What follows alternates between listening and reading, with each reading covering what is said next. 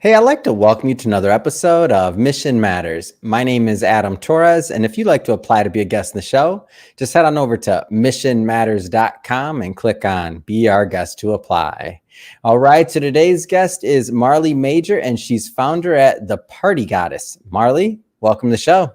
Thank you. How are you? Oh my gosh. So we're live right after Labor Day. Looking forward to catching up with you and looking forward to getting into today's topic. So we're going to talk about some of your journey going from really covering Hollywood glamour to homesteading, and really more importantly, what I want to get into is unpacking this ideology you have of really crafting a life of purpose. So I think it's super interesting. But just to get us started here, Marley, we're going to start this episode the way that we start them all, with what we like to call our Mission Matters Minute.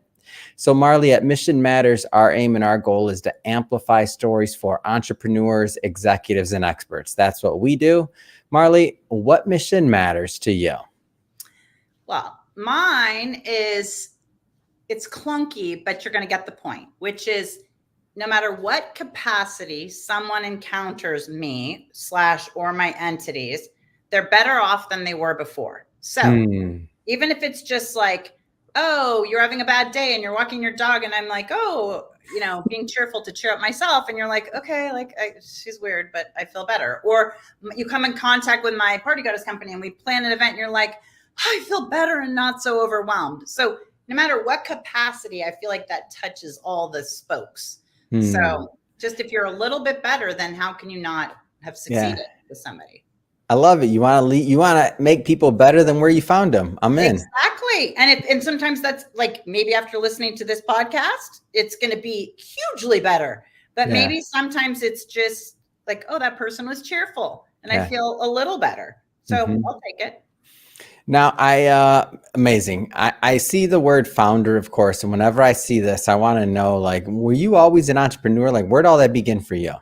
100%. I always was. I mean, much to my parents' probably dismay. What was the first business? The little kid business. I started selling Shrinky Dinks door to door at 4 years old. So Stop. 100%. And so Shrinky Dinks, for those who don't have a clue, although I understand they're making a revival, it's like when you took these little plastic sheets and you wrote on them with permanent marker, and then you cut them out and you put them in the toaster oven, and they'd go, like, to me, just the whole thing of watching it go to this little tiny thing. And then of course I would make necklaces and bracelets and things. And literally those are the days, like, you can tell how old I am because you could walk safely. A 4-year-old could walk safely around the neighborhood. And I knew my customers, like, who had big families, who somebody would always answer the door. Like, and I can feel it, see it, everything in my hands right now. Wow. The nickels and quarters, like, in my little paws. And I was like, there is no greater feeling. And then it went from there. I've had every kind of business, I think, under the sun when I was young. Wow. What an amazing story. And what do you think kind of drove that? Like, what do you think drove that? Was it curiosity? Was it like, what drove that in you? Well, so my dad is a physician, but he's always, he does all workers' comp. So he's for a long time, really, I kind of say it's like the business of medicine more, right? But he would always invest in real estate with his friends, et cetera. And, they would have this poker night where they'd come over, and I just always wanted to be listening to these guys talking about business. And it just was like kind of playing business. So to me, I was like, well, I can be I'm a business person. So I guess the Shrinky Dinks were the closest thing I had, to businessing anything.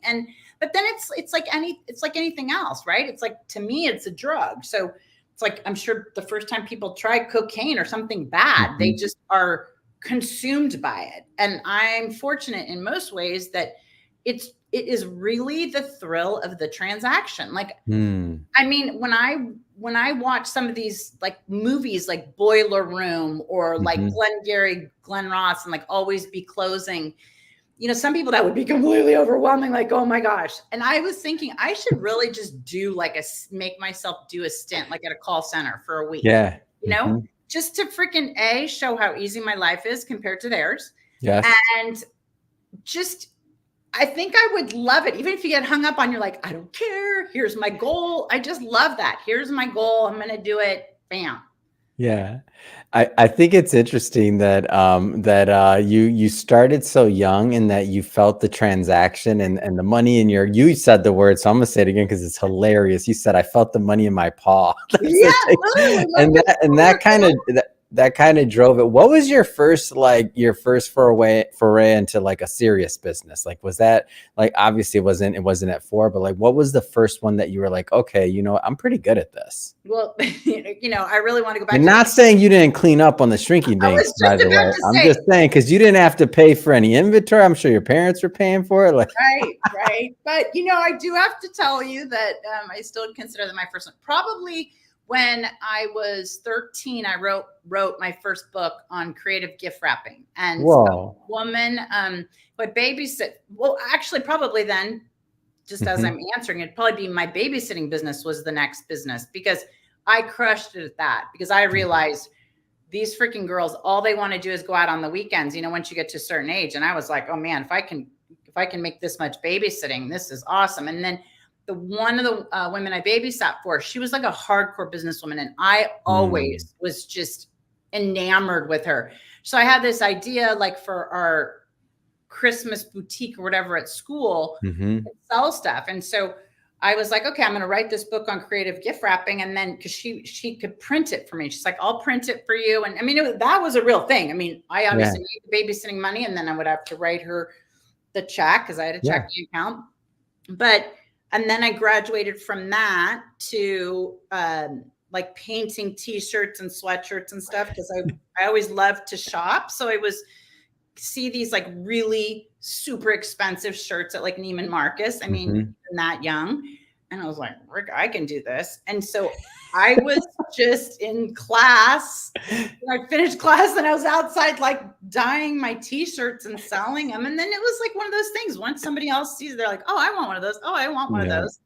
And I just remember thinking, I'm barely staying in school now because I had undiagnosed ADHD. I was like, nothing like, let's go start dyeing some shirts in the background. But oh my gosh, I'm laughing over here because I'm thinking about some of the businesses you had. I had too. I did some things with shirts in middle school, and I did some like airbrushing and just all kinds of random stuff. So it's funny that you say this. So that's why I'm laughing. I didn't know we were like kindred entrepreneurial spirits over here. You do. I mean, here's the thing, and by the way, I'm not trying to say that an entrepreneur is only born and stuff like that. I mean, Sure. Absolutely. But I do believe that there is a big group of us who cannot do anything else. I mean, I thought I was crazy when I was, in high school and stuff, because I just could not understand how my friends were not, it was like this undiscovered secret. Like, how are you not like obsessed with writing your own creative gift wrapping? But they just were like, whatever, like they wanted to go out. And I was just like, okay, I want to, how much can I make? Yeah. And my parents, as I say, it's not like they were sitting there going, you need to work for a living. For sure they weren't. They wanted me to focus on school. And I just was like, no, I can do both. And I just had to. That was the only way to look at it. So fast forwarding a bit here. So when did Hollywood start to play a role? Like, how did all this other piece of your life and party planning and otherwise, like, how did Hollywood kind of make its way into your world? So, a long story short, but I married a chef when I was very young, right? When I right out of college, which was not the path I thought I was going to take by any stretch. But so then I went into the restaurant business, and then, started a catering company and all these things. Well, one of the things I realized fairly early on was how if your business had a celebrity clientele or celebrity following of any kind, and this goes back to the days when you were like, we all read magazines, right? Yeah. And I remember being on spring break with all the girls, and, we're all lying out, and then you have, and everybody's got the magazines and whatever. And it would be, let's say, Us Weekly or something, or, and it would talk about this celebrity has this lip gloss, or this celebrity is wearing these jeans or something. And these girls, by the way, who could clean these celebrities' clocks in terms of net worth. I mean, I'm not even exaggerating. Yeah. And it was still, they were like, oh, wow, like, look at this. That looks really cool.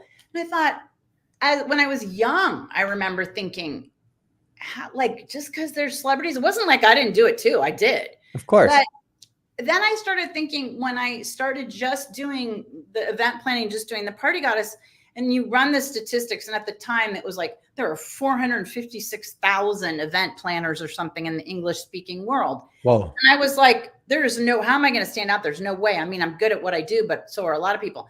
But then I just went back to that whole thing of, here, I need a strategy, and I need some celebrities. And so I said, how do I get these celebrities? Well, once I like write a goal or have something in my brain, it's like the shrinky dings. And I was like, okay. So I started telling everybody that this was my goal. Like, hey, listen, I need some celebrity clients. No clue how that world worked. Yes. My friend was a publicist for fashion stuff. And she said, well, this is how kind of they do the gifting, right? We send these fashion things and they're full of brands and stuff to these celebrities. And if you want to include something in there, but I'm telling you right now, it's going to have to be significant to get their attention. And I was like, okay.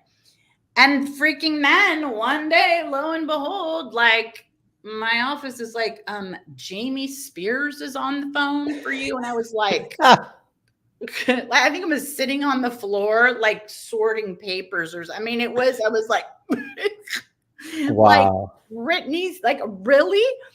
And then that's really how it started. I just started doing these celebrity events and started looking at it as it's a transaction, and how did I make it win? How would I make it win-win? And then I wrote a book and all this stuff. The book was to solve my own problems, but it was in a business space, right? And it just was amazing to me that my publicist could pitch TV shows, all this stuff about the book, about this, about event planning tips. My Lord, the minute I got a celebrity client, it was like, when can she come? When is she? How's this week? We had a cancellation for tomorrow. It was just like, wow. Sometimes you have to just realize that is how the world works, right? So I took it was the longest shortcut anyone on the planet has ever taken, because it took me a long time to just be like, fine, that's what I'm going to do.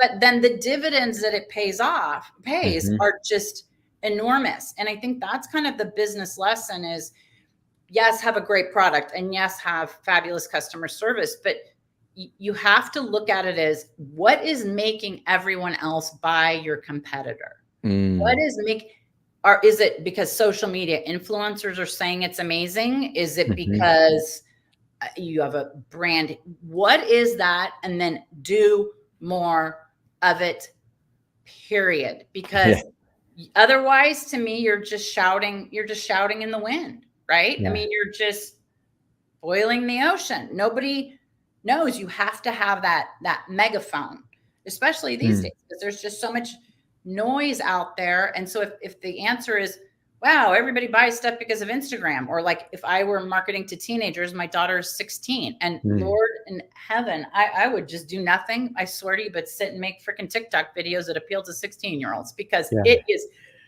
whoever the PR team is behind Brazilian Bum Bum and all that is, Lord, my hat is off to you. I'm not going to pay my mortgage this month because it went to Brazilian Bum Bum, but in Sol de Janeiro and all these companies that these girls are just like bronzed and ding, ding, ding.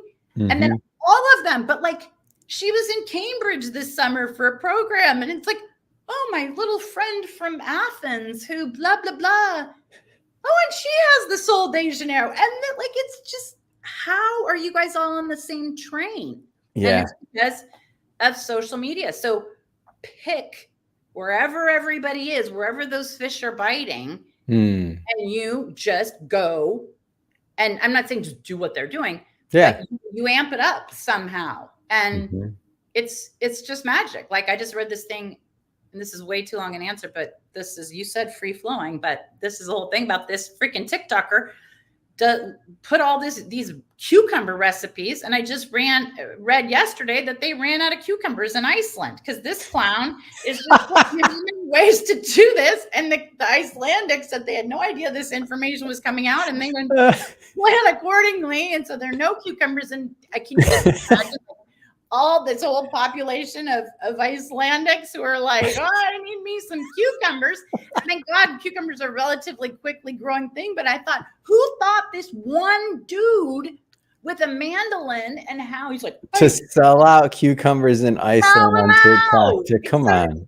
And I'm thinking to myself, damn, how fast can I grow them here in California? It's pretty hot. And you're going to ship me some in a suitcase, right? Like, so that's the lesson. The dude has some cute. He's cute. I mean, I was like, I should have put it in front of my 16-year-old and said, would you buy a cucumber salad from this gentleman? But that's the thing. So do what's simple. Do what's going to go viral, or do what's, you don't have to take out the cucumber out at the Super Bowl, right? Yeah. This kid, just find this kid or the other ones who are in the mango business or the equivalent of something else and go down that path. So speaking of a new path, like this concept of homesteading, where did this come about? Where did this come for you? Well, so just like I was selling shrinky dinks at 4 years old, we had a big backyard growing up, and we had this like bamboo at the way back part of our yard. And it was the bane of my mom's existence. My dad could have cared less, but it was the bane of her existence because anybody who's had bamboo, it grows and grows and grows. And you can't, total sustainability situation for sure. So she'd try to cut it down. They'd try to do everything in this bamboo. Well, to me, I was like, this is great because I just had my whole little world in this bamboo, right? I would kind of carve it and bend it, these little shoots and stuff. And I had my kind of little thing there. And then I would pretend I was an Indian, right? I didn't take the cowboy path. And I would like pretend I would run the hose and like wash my laundry, right? Which were like rags or something. So I just always remember wanting to be outside and like wanting to pitch a tent. Like, I just was obsessed with it. And then, you read how Martha Stewart had chickens. So the second I had my own place, I was like, I'm going to have the chickens the orange kind of chickens that have the blue and green eggs. And then I did. And then I had all the other kind of chickens, and I still have chickens. And that was, my God, 30 something years ago. And I've always loved animals. I had ducks growing up. And so I don't know, I guess I just thought of myself as a little farmer. My grandfather was kind of like a farmer in his own way. In his own small thing. And so then, life, you get busy and you start making money and have mortgages. And then you go, my gosh, how did I get here? Right. And I didn't have time for my garden. I didn't have time for this. I didn't have time for, and then I went through a really rough patch because my mom was dying of cancer and I was totally focused on that. And I just was like, I am done with this. So I decided I was going to be a rancher. I was like, my second half is going to be freaking, I'm going to do what I want to do. Wow. So, of course, I tell my real estate agent friend, let's go to Santa Ynez. Now, I had not been to Santa Ynez. It turns out I think I had been there to get gas one time on the way up north. But I was like, Santa Ynez it is. And so we went up there. I said, I'm not coming home till I put an offer on a property, which I did, which is 20 acres. Talk about getting talk about a dose of humble pie. Lord have mercy. Because I was like, I've done so many real estate projects and flips and rehabs. You try to do something from the freaking ground up on the top of a hill with a concrete and steel house. And it's just mind blowing how many times my rump gets handed to me on a daily basis. But I was committed to it. And a few years ago, I went to the Faroe Islands and in search of these certain sheep.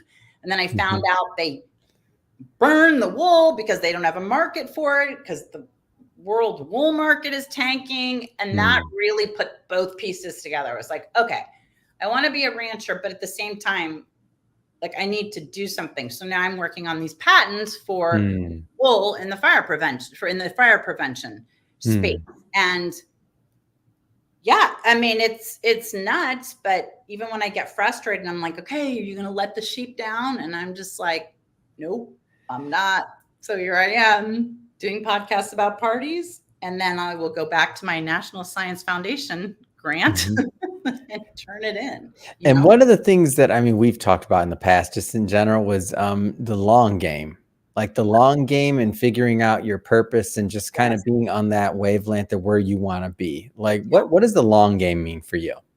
The long game for me, and I want to just make sure in case somebody didn't hear it before, is that you realize I have ADHD. So for me, the long game is almost like you might as well just kill me, right? Because everything is like about spontaneity and how you feel in the moment and stuff like that.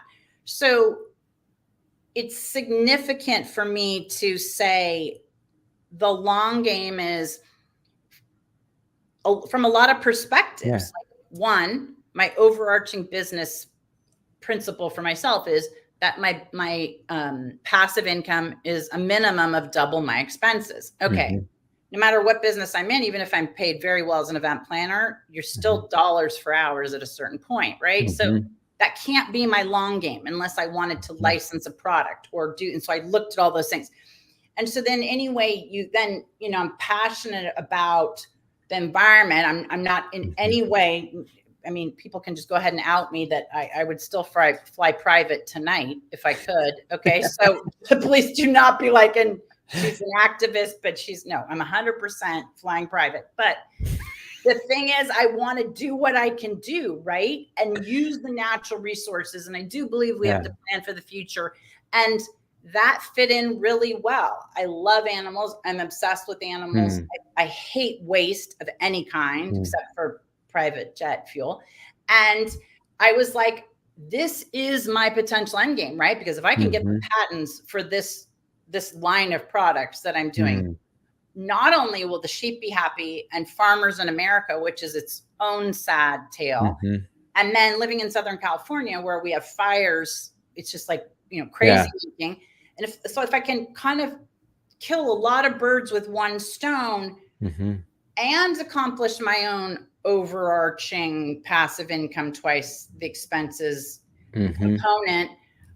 And then you think, going back to the beginning where we started, right? Which was my goal in life is so that each person that comes in contact with me is a little bit better off than when they started. So if I look at that from, hey, listen, the sheep farmer is 100% better because this sheer bull is a burden.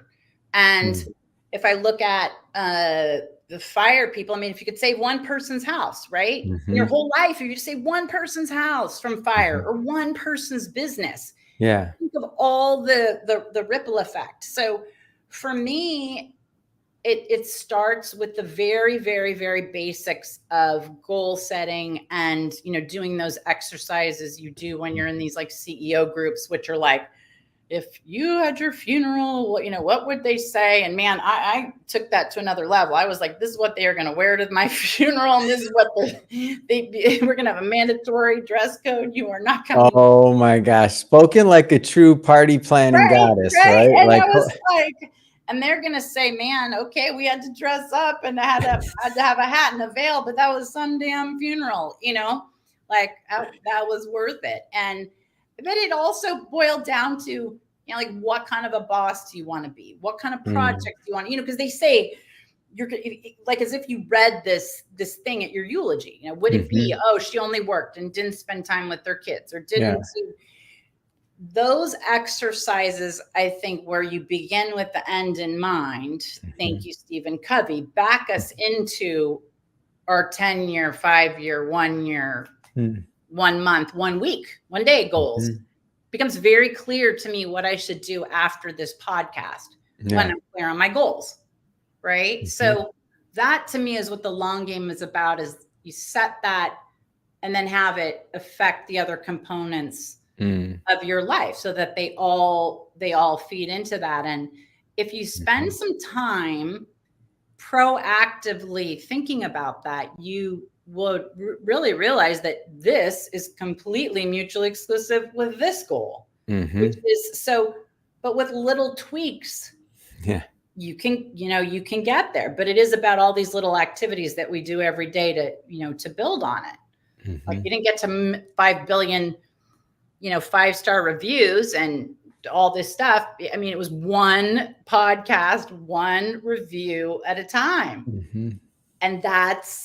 And then you build this quality body of work, and then that opens these doors. And so for me, that's the long game.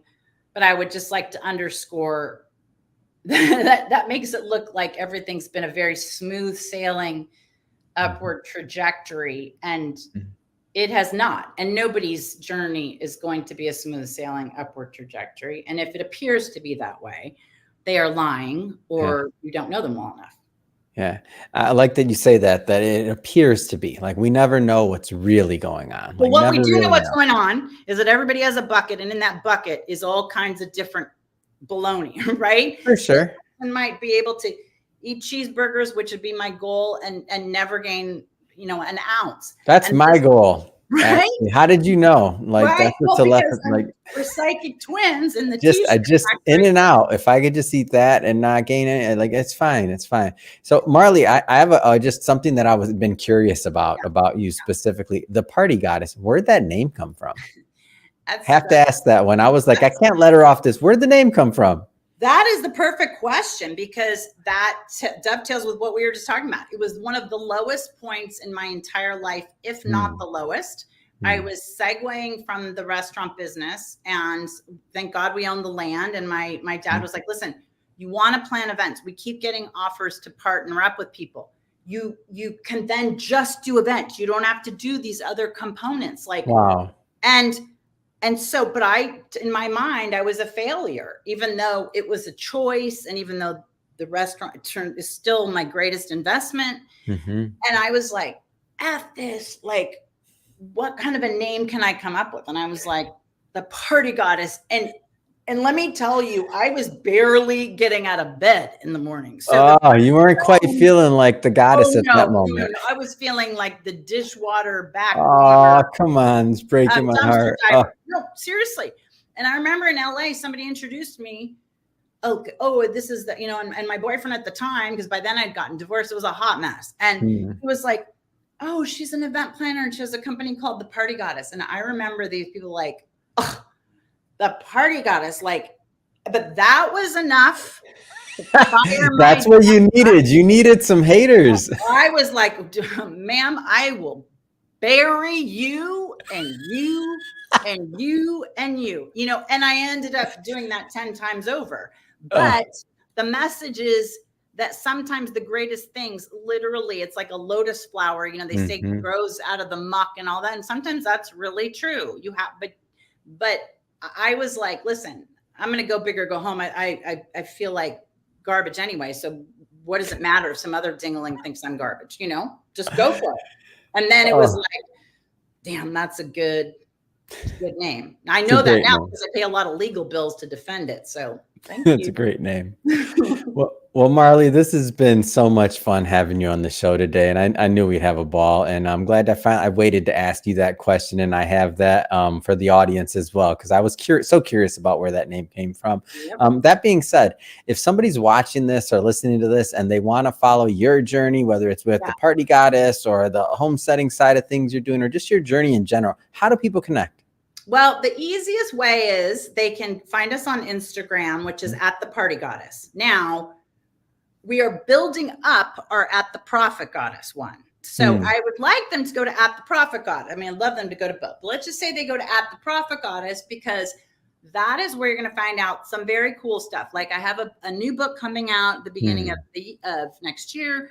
We're about to launch a new digital product, which I haven't done in years and years and years. So I'm super excited. So that's the space, the @ThePartyGoddess space is where you're going to find all the latest. But otherwise, if I can just get them to buy the book, but are you making any money on Amazon? I'll be like, bless you. My children can go to college. Yeah. Oh, you're so good. For everybody watching, we'll put all those links in the show notes, just so you know, so you can just click on them and head right on over. And speaking of the audience, if this is your first time with Mission Matters and you haven't hit the subscribe or follow button yet, we welcome you to do so. This is a daily show. Each and every day, we're bringing you new content, new interviews, and hopefully new inspiration to help you along the way in your journey as well. So again, hit that subscribe or follow button. And Marley, again, thank you so much for coming on. This has been so much fun. Thank you for having me.